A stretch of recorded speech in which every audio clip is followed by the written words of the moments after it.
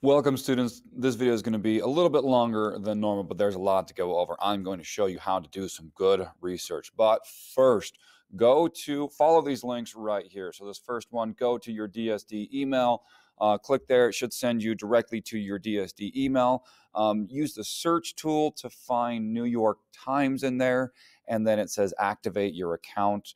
Go ahead, press that gray button, activate your account, type in your DSD email again. It'll send you back to your email. Go back to your email and then find a password, select your password, and then you can follow all the prompts, get your free account to the New York Times. Now, if that doesn't work, you also get a free account through Weber State. Follow the next links, and one of those should work. Both of them should work, but you need to be able to access the New York Times for this next assignment.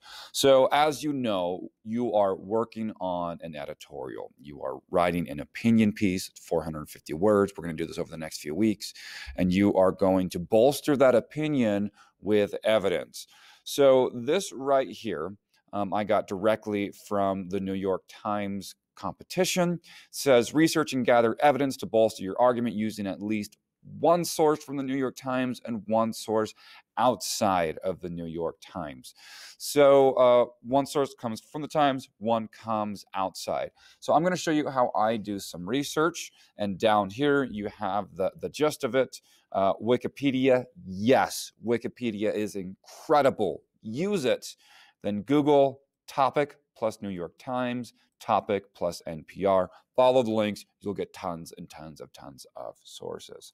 Okay, so you're going to make a copy of this, and let me show you what you're going to do with this. So whatever sources you find, you're going to, well, I'll just show you how. Let's just, it's pretty self-explanatory, but I want to show you how I do some research.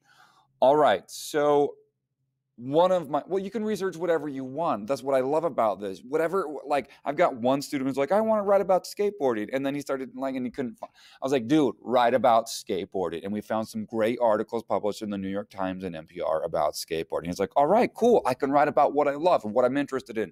Whatever you're interested in, I promise you, we can find some sources for you.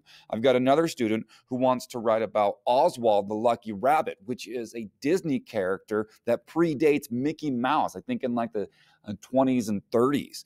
And we were able to find multiple articles on Oswald the Lucky Rabbit. Literally, I have another student who is writing about people who chew with their mouth open. It drives this student insane. So I'm going to actually use that topic right there to show you how I would do some research. So today your goal is to find 3 sources for your topic. You're not writing the essays today, but you're finding at least 3 sources for you. You'll notice in this assignment, you've got room for 4.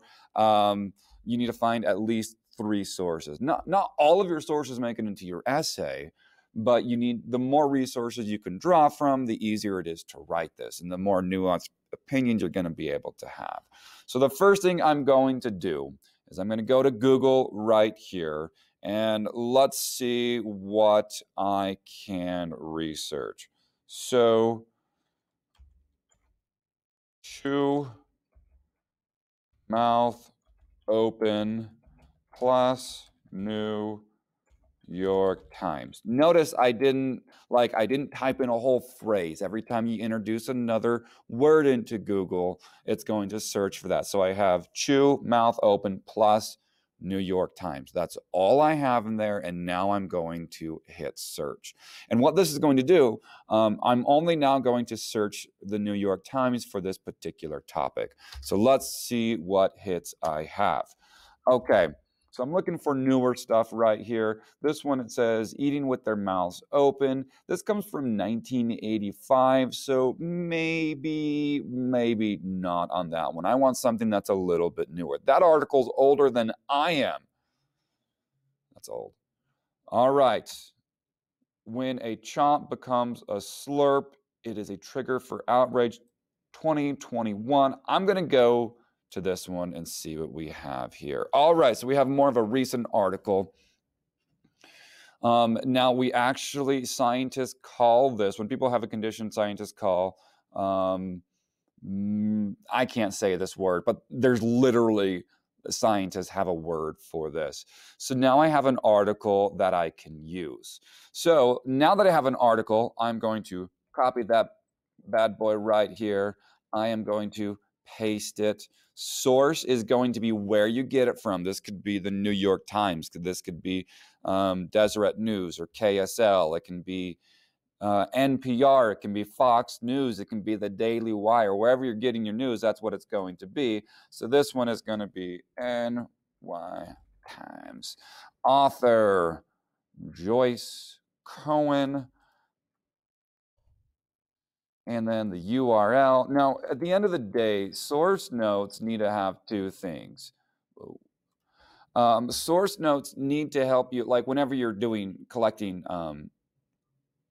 facts, statistics, material for your research, you need two things. You need to know where to find that source again, and then what information is pertinent.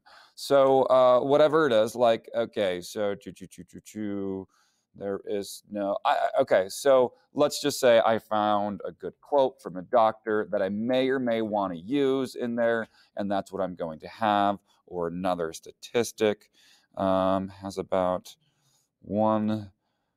Okay, this is all just hypothetical, right? Like whatever information I get, I throw in here. Now you can have one bulleted thing, you can have 3, 4, 10, whatever it is. You just need two things for your source notes. Number one, where to find that source again in the future. And number two, all of the pertinent information that you're going to use or might use for your paper, your project, whatever it is. Useful information to you for whatever purposes you have. So that's what we're going to do with this. Now, I did get a source right up here or a name. So here's what I'm going to do next. I am going to copy this and I am going to go to Wikipedia. Oh, actually, before we do that, we can go back here. I've got another one, Mary Roach on studying. So now I love Mary Roach. She writes some phenomenal things.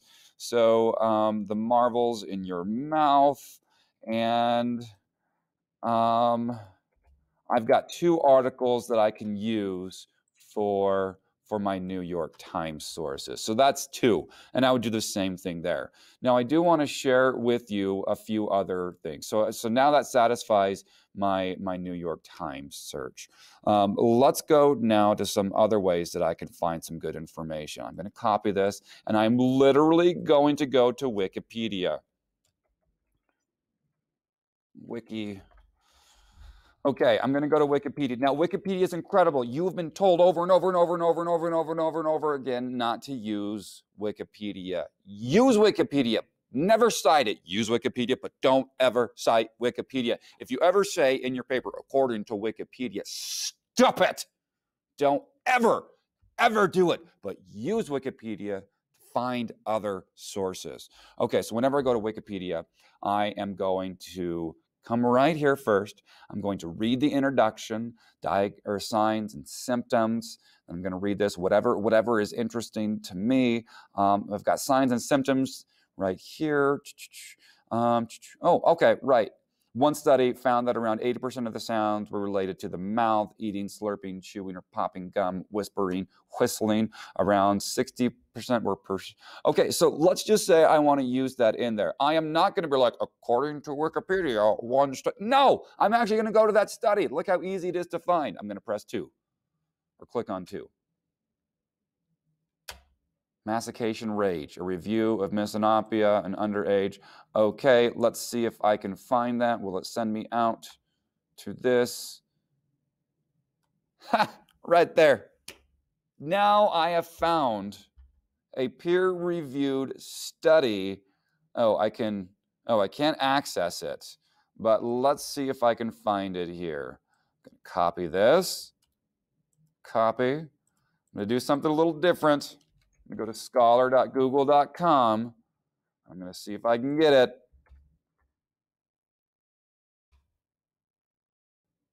Nope, can't find it. Oh, I don't have access to this one, but I do have access to the abstract. Now, at the end of the day, for an article that you're writing, like all I would need to do is just cite whatever information Wikipedia cited, and then I can throw the keywords in there. So that's going to be good enough. Let's just see if I can find another one. You'll notice I'm looking at number 3. Now I have this, and now I have a legitimate peer-reviewed source right here. Oh my goodness, I've got science about this. Another thing that I can do is I can type in whatever my topic is. So same thing, paste. Whoa, whoa, whoa, whoa, whoa. That word. Plus NPR, National Public Radio. I love National Public Radio. If noises like chewing or swallowing drive you mad, I've got another article right here. Now I've got a bit of a podcast. This is incredible. Now I have, guys, research is wonderful. It's fun. It's easy. My 3 go-to tricks: topic plus New York Times. Topic plus Wikipedia. Don't ever cite it. Just use it. Follow the links. You'll find some great information. Number 3, topic plus NPR. Folks, find at least 3 sources that you can possibly use for your editorial. If you have any questions, please contact me. As always, this is Mr. Bockelt. Keep reading, keep writing, keep researching, keep learning.